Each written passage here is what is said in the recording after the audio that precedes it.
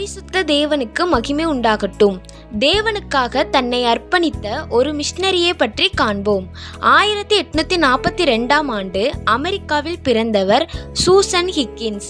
கிறிஸ்தவ போதகரின் குடும்பத்தில் பிறந்த இவர் கர்த்தருக்கு பயப்படும் பயத்தோடு வளர்ந்தார். சூசனின் குழந்தை பருவத்தில் இறந்த அவரது தாயார் சாரால் ஹிக்கின்ஸ் சூசனிற்கு ஆவிக்குரிய முன்மாதிரியாக இருந்தார். எனக்கு 11 வயதாக இருந்தபோது எனது இரட்சகரின் காயம் நிறைந்த கைகள் என் இதயத்தின் கதவை மெதுவாக தட்டியதை நான் தெளிவாக நினைவில் வைத்திருக்கிறேன் என்று சூசன் தன் இரட்சிப்பின் அனுபவத்தை பற்றி கூறினார்.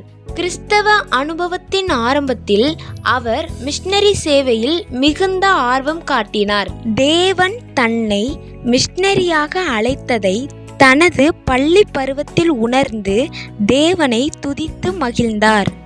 சில சமயங்களில் திருச்சபையில் காணிக்கைக்காக அறிவிக்கப்படும் போது அவர் தன் சொந்த பணம் இல்லாத இளம் பெண்ணாக இருந்தார். இதனால் நான் என்னையே அர்ப்பணிக்கிறேன் என்று எழுதி அதை காணிக்கை பெட்டியில் வைக்க ஆசைப்படுவார். இருப்பினும் அவருடைய கூச்சமும் நான் கர்த்தருக்கு சேவை செய்ய தகுதியற்றவள் என்ற எண்ணமும் சூசனை மிஷனரி சேவைக்கு தன்னை அர்ப்பணித்துக் கொள்ளாமல் தடுத்தது. 1878ஆம் ஆண்டு ஒரு நாள் Susan women's foreign missionary society பிபிலியஸ் எம்எஸ் பெண்கள் வெளிநாட்டு சங்கம் என்று அழைக்கப்படும் கூட்டத்தில் கலந்து கொண்டார். அப்பொழுது எதிர்பாராமல் ஒரு பெண்மணி சூசனிடம், நாங்கள் உங்களை சிறிது காலம் மிஷனரியாக அனுப்புகிறோம் என்று சொன்னார். எப்பொழுது வேண்டுமானாலும் சரி என்பது சூசனின் உடனடி பதிலாக இருந்தது. உடனே WFMS அமைப்பு ஜப்பானில் யோகோஹாமாவிற்கு சூசனை அனுப்பியது. மிஷனரிகளுக்கு இது மிகவும் கடினமான பகுதியாக இருந்தது. 1878ஆம் ஆண்டு நவம்பர் மாதத்தில் சூசன் யோகோஹாமாவை அடைந்தார். உடனடியாக சூசன் ஜப்பானிய மொழியை கற்க தொடங்கினார். அங்கு அவர் ஆங்கில ஆசிரியராக பணியாற்றினார். குழந்தைகளுக்கு ஞாயிறு பள்ளியையும் நடத்தினார். சில மாதங்களில் ஜப்பானிய மொழியில் வேத பாடங்களை நடத்த அவர் ஆரம்பித்தார்.